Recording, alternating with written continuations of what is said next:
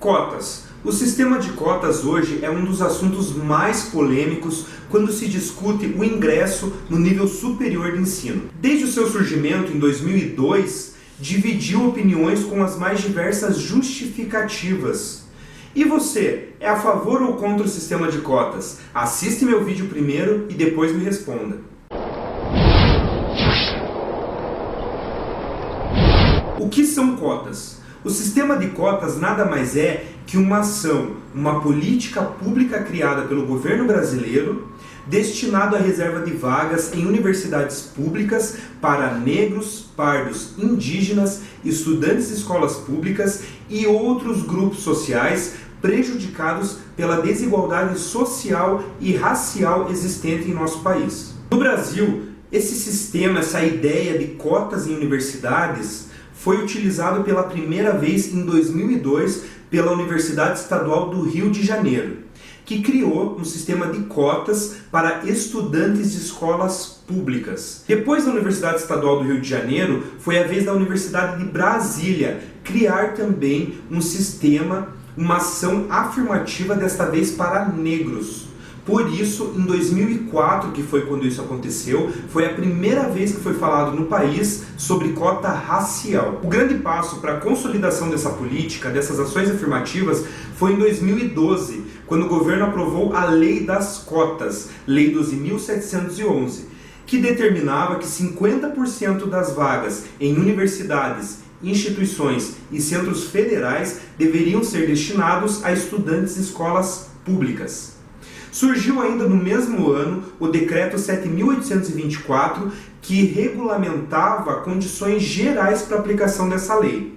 Foi necessária ainda uma portaria normativa, portaria número 18 de 2002, do Ministério da Educação, que regulamentou algumas questões mais específicas da lei, como, por exemplo, fórmulas para cálculo das cotas, condições de ingresso pelas cotas e a sistemática de preenchimento das cotas dentro das universidades. A última instituição a aderir ao sistema de cotas no Brasil foi a USP, foi bem recente. Eles já se posicionaram de que a partir de 2018 o vestibular terá cotas reservadas, tanto cotas sociais como cotas raciais. A única que ainda não aderiu à política de cotas é a Estadual do Paraná, onde o tema ainda está sendo debatido.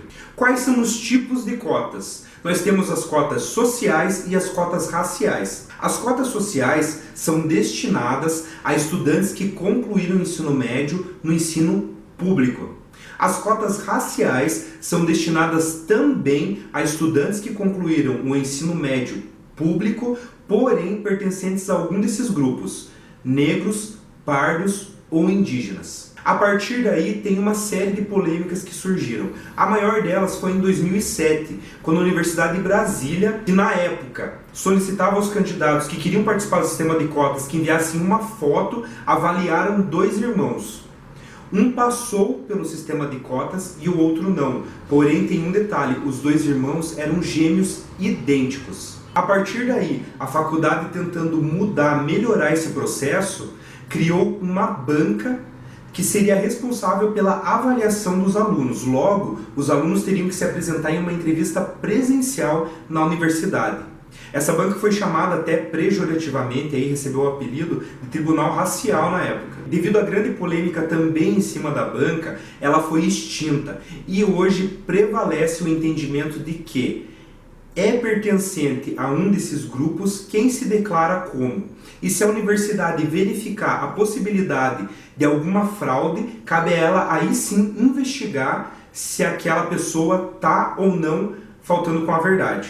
Essa questão da banca deu bastante pano para manga, teve essa polêmica, porque essa questão racial, a divisão dos seres humanos em raça, não é uma construção cientificamente comprovada, e sim uma construção social. Como todos sabem, por exemplo, no Brasil, o racismo foi utilizado para justificar porque os negros poderiam ser escravizados. Essa diferenciação de raças, supremacia de raças, era utilizado como manutenção do poder, ou seja, uma construção social e não científica. Como é feita a distribuição das cotas? Por lei, 50% das vagas de universidades, instituições e centros federais devem ser destinados a estudantes do ensino médio público.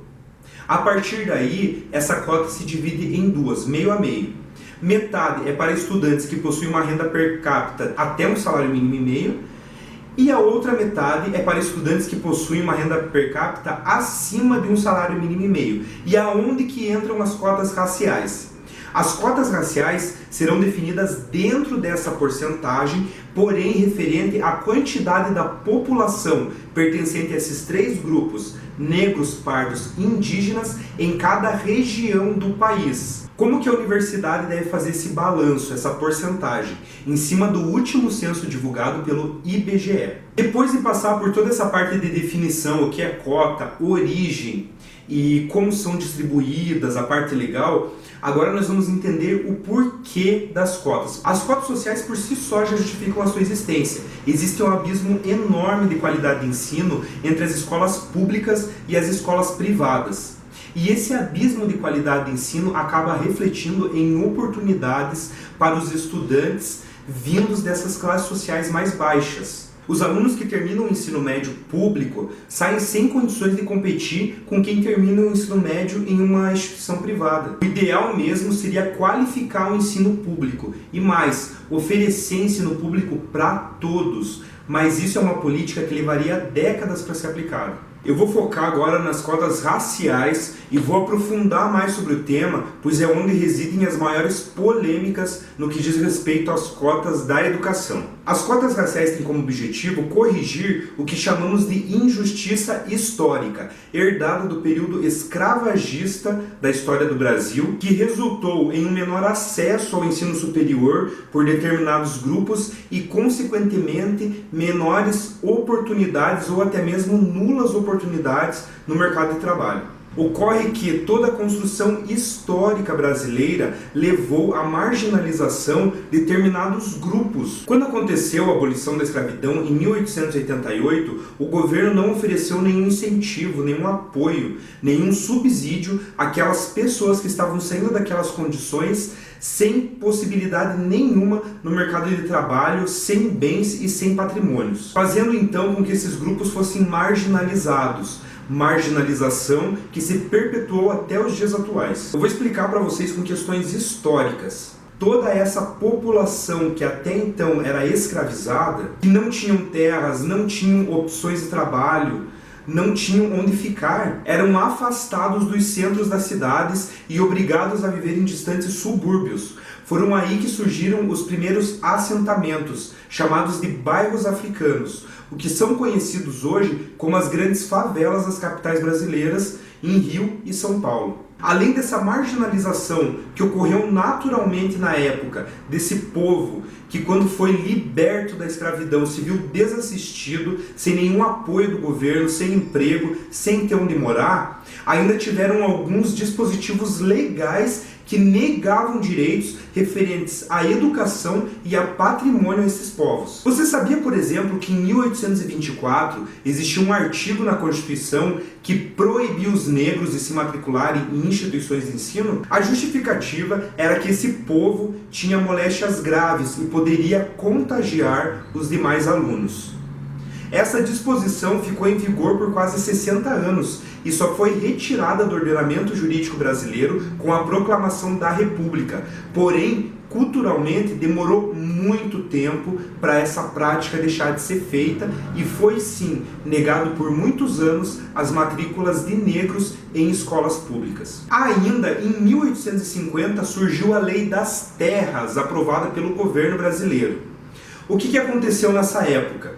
Começaram a surgir quilombos, que eram abrigados por escravos que de alguma maneira conseguiam a sua libertação. A partir dessa nova lei, que foi criada com o objetivo de barrar estas vilas, esses quilombos que estavam surgindo, as terras que já eram habitadas por esses ex-escravos só poderiam ser adquiridas através da tradição da compra. Assim, com a dificuldade de obtenção dessas terras, que eram oferecidas por preços exorbitantes, esses ex-escravos que estavam construindo uma vida tiveram que deixar as suas casas e retornar para trabalhar nas fazendas onde antes eram escravos. O exército, além de agir nesta migração, tinha ainda como tarefa destruir as plantações, as casas, a moradia dessas pessoas. Importante ressaltar aqui que essa lei não era universal não, inclusive ela não era aplicada a imigrantes europeus. Se tem alguém aí que a essa altura do campeonato está pensando que eu estou inventando tudo isso para defender o sistema de cotas,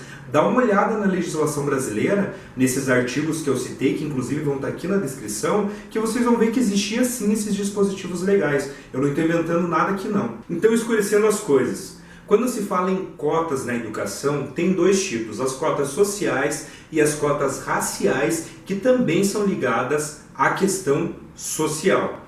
As cotas sociais, elas se preocupam com o hoje, se preocupam com esse enorme abismo que existe entre a qualidade de ensino das instituições privadas e das instituições públicas e entendem que os alunos chegam em condições diferentes para competir as mesmas vagas em universidades públicas. Quando se fala em cota racial, eu gosto de falar de cota racial social, porque também tem a questão social junto. A política se preocupa com uma questão histórica, essa injustiça histórica que foi herdada do tempo do período escravagista brasileiro. Construção histórica que foi ainda agravada por dispositivos legais, como eu mesmo trouxe para você. A impossibilidade do negro poder participar de uma instituição de ensino, a impossibilidade do negro poder adquirir uma terra, a migração do povo negro para as áreas periféricas, a falta de suporte, a falta de apoio ao povo negro quando aconteceu a abolição da escravidão,